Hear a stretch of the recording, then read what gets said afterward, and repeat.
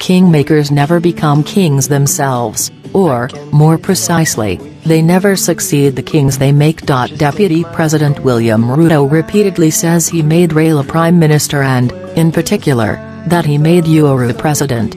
Will he succeed President Uhuru Kenyatta in the August 9th elections? As the foregoing exposition illustrates, historical precedent and dialectical odds are stacked against Ruto.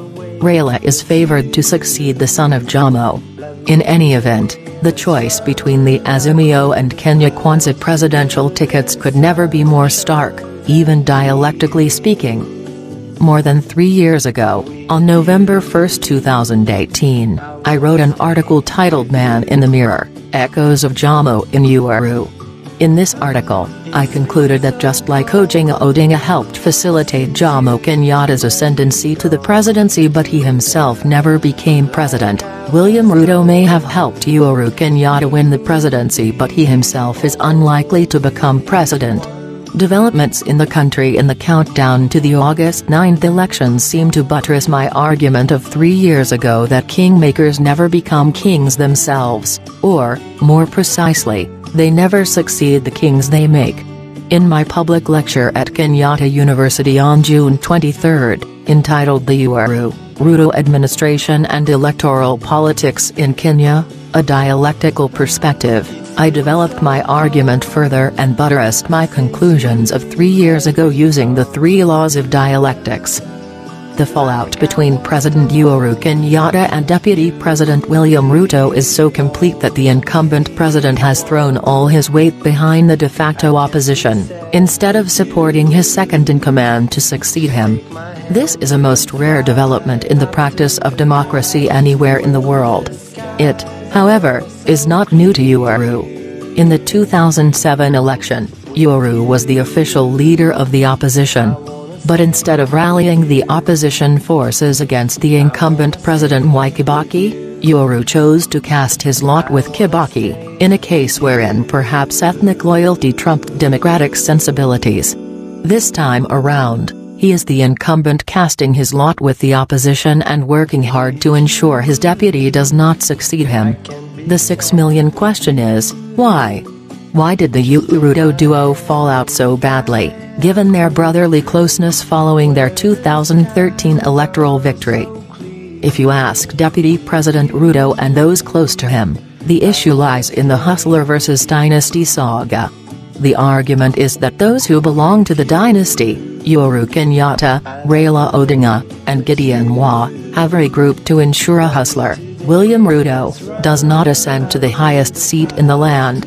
This narrative has garnered quite some movement in the country, but it does not actually explain the fallout between the president and his deputy, nor the fact that the deputy president is unlikely to succeed the president. The explanation lies squarely at the feet of the deputy president, his hubris, raw ambition, lack of humility, and generally taking his succession to the presidency for granted. Whereas the 2010 Constitution secured the office of the deputy president from the arbitrariness of serving at the pleasure of the president, still the occupant of that office needs to demonstrate some level of humility and deference to the president. Indeed, the current institutional arrangement in Kenya is modeled along the American system. Yet, even in the latter system, vice presidents tend to demonstrate utmost loyalty and deference to the president and are always keen never to be seen to upstage the president or hog the limelight. Hubert Humphrey, the vice president to Lyndon Johnson, noted that, "You are his choice in a political marriage, and he expects your absolute loyalty." Nelson Rockefeller, vice president to Gerald Ford, said of his duties, "I go to funerals, I go to earthquakes." The first vice president of the United States, John Adams, said, "I am vice president. In this I am nothing, but I may be everything." Indeed, he became everything when he was elected the second president of the United States in 1796. Similarly, Woodrow Wilson's vice president, Thomas Marshall, said, "Being vice president is comparable to a man in a cataleptic fit. He cannot speak, he cannot move, he suffers no pain, he is perfectly conscious of all that goes on but has no part in it." Mike Pence, Vice President to Donald Trump, quipped, "You shut the door, you tell the boss exactly what you think. But when the door opens, the job of the Vice President is to stand right next to the President and implement the policy that he's decided." This level of loyalty and humility has completely been missing on the part of Deputy President Ruto. Indeed, Ruto failed to learn from Moi, who loyally served as Jomo Kenyatta's vice president for a decade and endured many humiliating moments but eventually succeeded to the presidency after the death of Jomo Kenyatta in 1978. Instead, Ruto has demonstrated raw ambition, acted as if he was co-president with Uhuru, and began campaigning as soon as the 2017 elections were over. At public events with the president, Ruto has tended to hog the limelight, enunciating government plans and policies, even before calling upon the president to speak, a practice oddly inconsistent with all other vice presidents in the country and elsewhere in the democratic world. A dialectical perspective. In my public lecture at Kenyatta University on June 23, I sought to demonstrate why Ruto is unlikely to succeed Uhuru in 2022 using the three laws of dialectics. These laws include the law of the unity and conflict of opposites, the law of the passage of quantitative changes into qualitative change, and the law of the negation of the negation. In the following sections, I will discuss each law and how it applies to Kenya's electoral politics, with particular focus on the August 2022 presidential electoral outcome. The law of the unity and conflict of opposites. According to Lenin, 1965, and Engels, 1973, the law of contradiction, the unity and conflict of opposites, in phenomena is the basic law of materialist dialectics. Our world is a paradoxical terrain characterized by a unity of contradictions, a unity of opposites. We have birth versus death, above versus below, wealth versus poverty, capital versus labor, sale versus purchase, boom versus bust, light versus darkness, rulers versus ruled, etc. These contradictions are universal in all intellectual disciplines. In mathematics, there is the integral and the differential, plus and minus. In mechanics, there is action and reaction. In physics, there is positive and negative electricity, by which we can boil water and freeze it. In chemistry, there is fusion and fission of atoms, combination and dissociation. In social science, there is the haves and have-nots, the foundation of class struggle and the basis of the apparent popularity of the hustler dynasty narrative in the current electoral politics in Kenya. In war, there is defense and offense, advance and retreat, victory and defeat. Even the human individual is made up of opposites, the spirit and the flesh which, the Bible notes in Galatians 5:17, are always at odds with one another, for the desires of the flesh are against the spirit, and the desires of the spirit are against the flesh, for these are opposed to each other, to keep you from doing the things you want to do. Some advert. The essence of the dialectics is that gradual changes in either of the contradictory forces create crises within phenomena.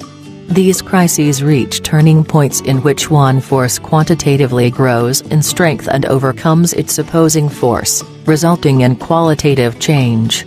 How does this law apply to the Uhuru-Ruto saga in light of the political history of Kenya? First, prior to rising to power, Jomo and 5 others were imprisoned by the colonialists, allegedly for masterminding the Momo Rebellion. These are now popularly known as the Kapenguria Six.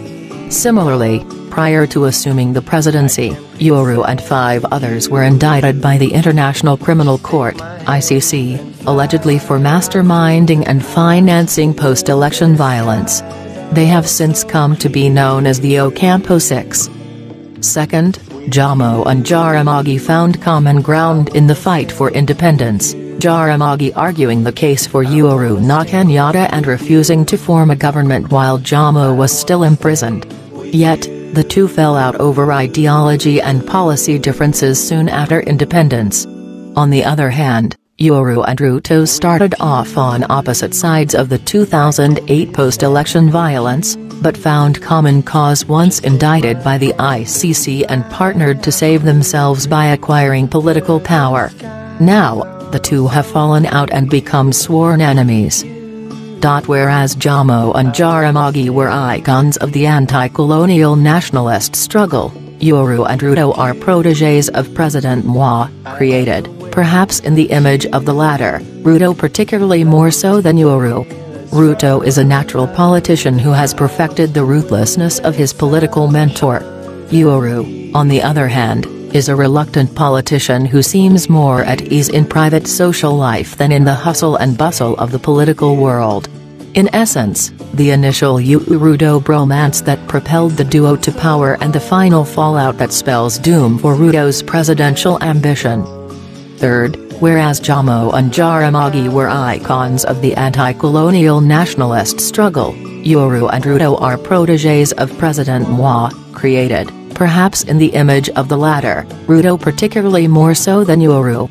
Ruto is a natural politician who has perfected the ruthlessness of his political mentor. Uhuru, on the other hand, is a reluctant politician who seems more at ease in private social life than in the hustle and bustle of the political world.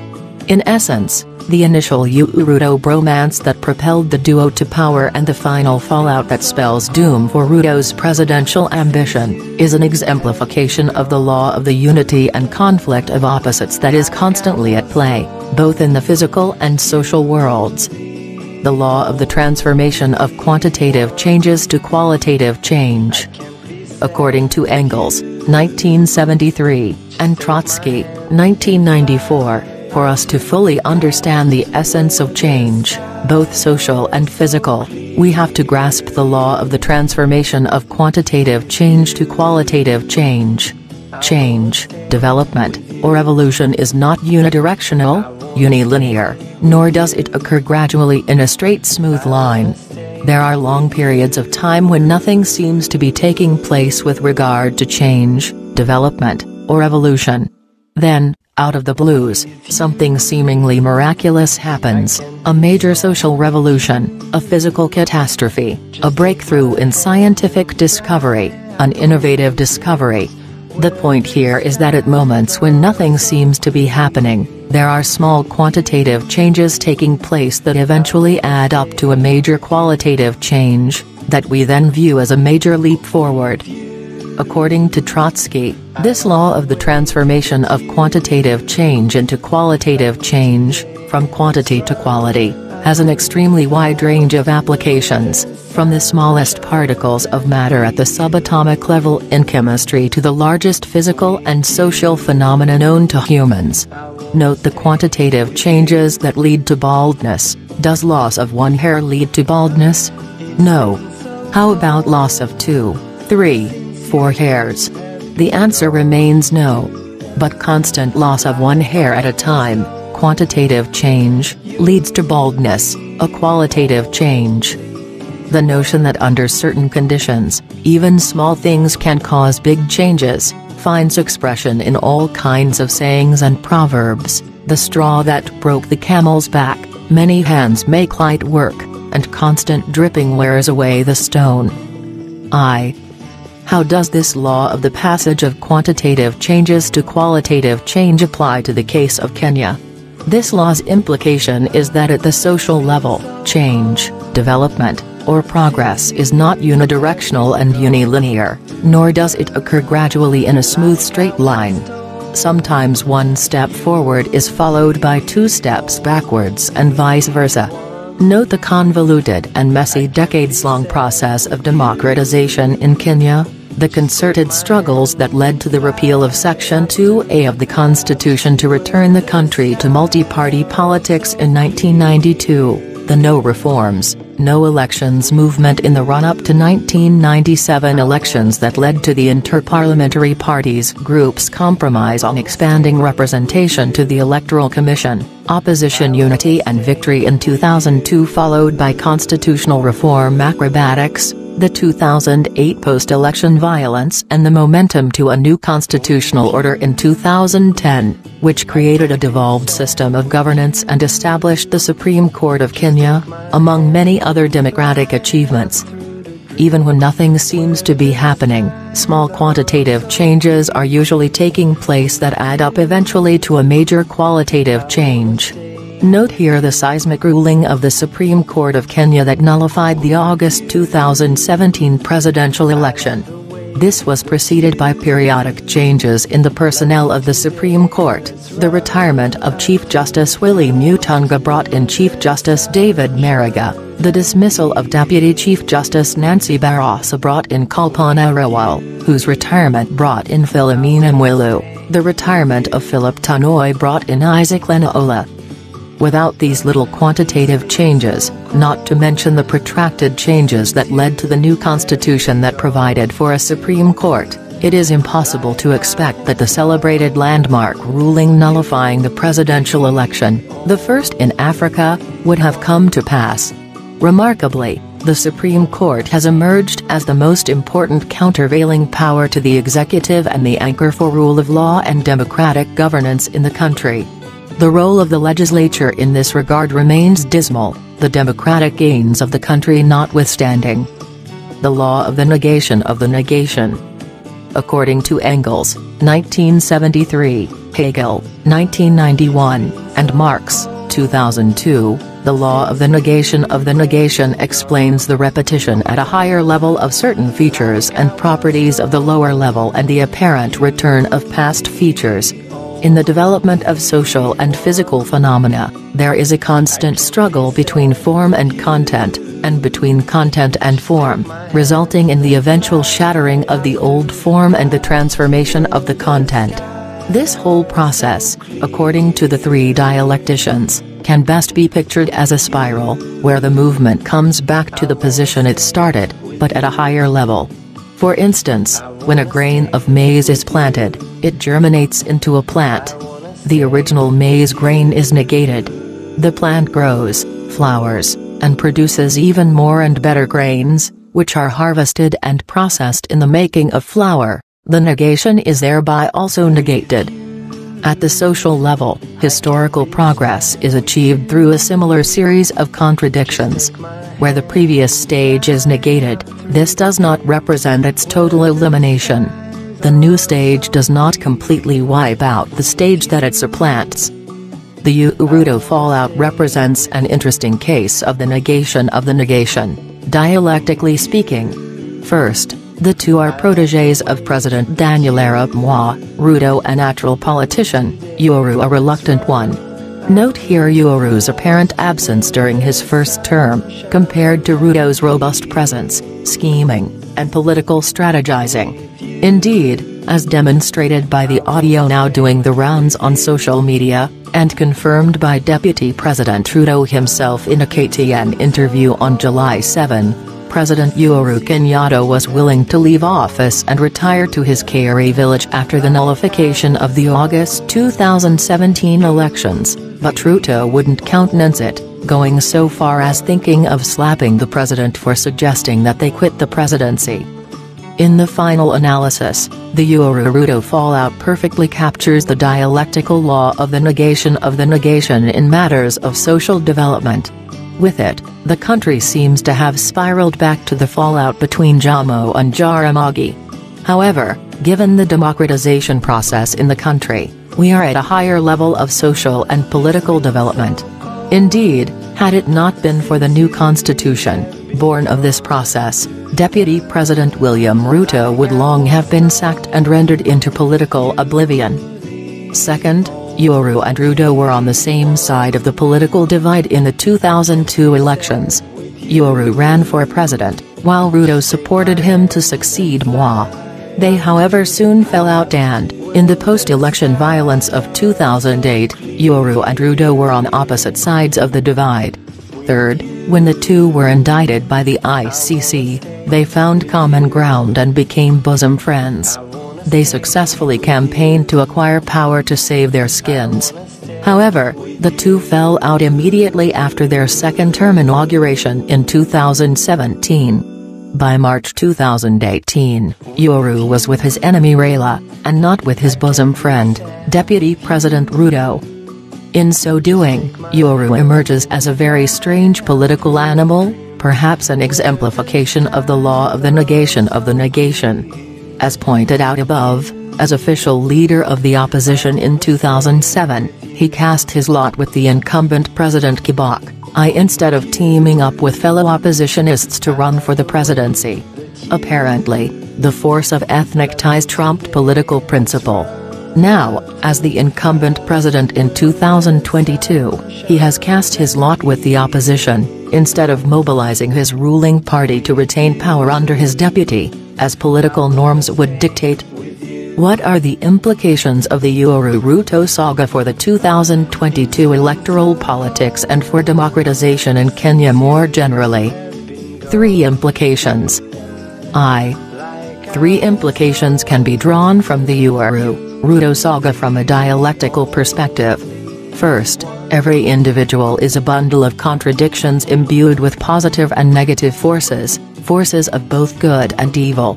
It is what force is in ascendancy within us that determines whether we are called good or bad. Hence no one political actor is inherently bad or inherently good.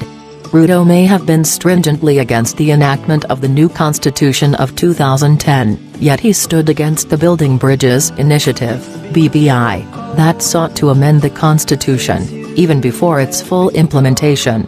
This is a plus for constitutionalism in the country. Similarly, Ruto may have won an illegitimate second term in October 2017 and promised to revisit the judiciary that nullified his August 2017 victory, yet his current support for Raila may open up the presidency to another Kenyan community beyond the Kikuyu and Kalenjin, who have occupied the presidency since independence. This is a plus in the overall democratization of the country. The second implication is related to the popular saying that in politics, there are no permanent friends or enemies, only permanent interests. Political enemies can easily become political friends and vice versa, another exemplification of the law of the unity and conflict of opposites. Ruto and Ruto were on opposite sides of the bitter post-election violence of 2008. They soon became bosom friends after their indictment and partnered to win power in a close relationship described by the media as a bromance. They have since fallen out so bitterly they no longer shake hands that they once clasped in a show of tuko pamoja. Similarly, in 2002 Raila became Njamba in Mount Kenya for his Kibaki Tasha declaration in the elections of that year. By 2005, Raila had become a hyena from the west to Mount Kenya for his opposition to the 2005 constitutional referendum. At the moment, Raila is now climbing the mountain with the firm support of Ruto and Martha. The third and final implication of the Ruto fallout is that kingmakers never succeed the kings they create. The Kenyan political scene is replete with evidence of this reality. Jaramogi may have contributed to making Jomo president, by refusing to form a government while Kenyatta was still in prison, when the Kenya African National Union, KANU, won the internal self-government elections of 1961. Jaramogi insisted on demanding for Uhuru not Kenyatta. Although he became vice president to Jomo, Jaramogi never succeeded Jomo. Barely 2 years after independence, they fell out with each other over matters of policy and ideology, and Jaramogi was marginalized from power never to recover. Similarly, Charles Njo contributed to making Moi president back in 1978, he was soon himself hounded out of politics ignominiously. Even Raila contributed to making Mwai Kibaki president, they soon fell out and became bitter enemies. Raila never succeeded Kibaki. Deputy President William Ruto repeatedly says he made Raila Prime Minister and, in particular, that he made Uhuru President. Will he succeed President Uhuru Kenyatta in the August 9 elections? As the foregoing exposition illustrates, historical precedent and dialectical odds are stacked against Ruto. Raila is favored to succeed the son of Jomo. In any event, the choice between the Azimio and Kenya Kwanza presidential tickets could never be more stark, even dialectically speaking. whereas the Azimio duo of Raila and Martha were on the forefront of the second liberation that yielded multipartyism in 1992. The Kenya Kwanza duo of Ruto and Gachagua were deeply ensconced in the bosom of the authoritarian Moi regime, Ruto as a prominent member of the Youth for Kenya '92 and Gachagua as the system's favorite district officer in Molo, chasing around and harassing pro-democracy advocates. In the final analysis, the Uhuru-Ruto fallout perfectly captures the dialectical law of the negation in matters of social development. With it, the country seems to have spiraled back to the fallout between Jomo and Jaramogi. However, given the democratization process in the country, we are at a higher level of social and political development. Indeed, had it not been for the new constitution, born of this process, Deputy President William Ruto would long have been sacked and rendered into political oblivion. He is the greatest political beneficiary of the 2010 constitution, even though he was its chief opponent. Nevertheless, just like Jaramogi before him, it is highly unlikely that Ruto will succeed Uhuru come August 9, the new political dispensation notwithstanding. Does this mean William Ruto is absolutely destined to lose the August elections? Historical precedent and the dialectical odds dictate so. However, as Thomas Kuhn demonstrates in his Structure of Scientific Revolutions, 1962, there are moments of anomalies where the established paradigm is shattered, leading to a methodological and theoretical rethinking within the scientific community. In other words, a Ruto win in August is possible, but it would be such an extraordinary accomplishment, given historical precedent and dialectical dictates, that it will lead us to rethink and re-theorize our political realities and possibilities. With you, I wanna stay with you. I wanna stay with you.